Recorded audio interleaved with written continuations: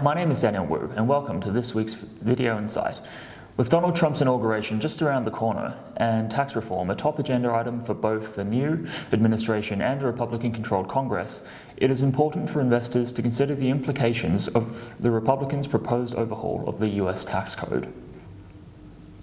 The Republicans' tax reform blueprint is expected to reduce the US corporate tax rate to 20% from 35% currently.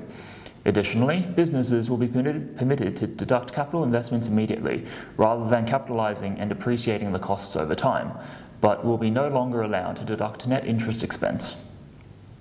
US companies will also be allowed to repatriate current deferred foreign profits subject to a modest one-off repatriation tax. A reduction in the corporate tax rate to 20% stands to benefit businesses with high effective tax rates and US-based income the most. These are typically businesses in the retail, services, and construction sectors where income is predominantly generated in the US and limited tax credits are available to reduce the tax liability.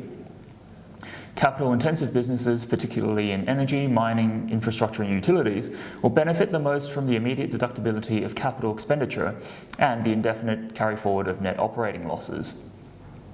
However, capital investment in these sectors tend to be debt financed, so the elimination of interest expense deductibility will offset some, if not all, of the earnings uplift from immediate capital deductions. And the worst outcome will be for businesses with high debt burdens and low capital investment requirements, such as debt finance roll-ups, as they will lose the tax shield on their interest expense. And finally, the wildcard of the tax blueprint is a potential addition of a border adjustment tax. The border adjustment will exempt export income from tax, but deny tax deductibility for imports. Now, economists and tax policy experts assign a low probability to the border adjustment being implemented, as it is likely to contravene international trade law, but prudent investors should nonetheless consider the implications.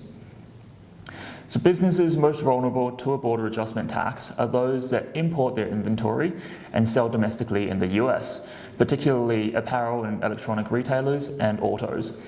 Under a tax overhaul that includes border adjustment, the companies best positioned to benefit will be those with pricing power, favorable foreign exchange exposure, high US tax liability, low debt burden but highly levered competitors, high gross margins, elevated capex requirements, and less reliance on imports.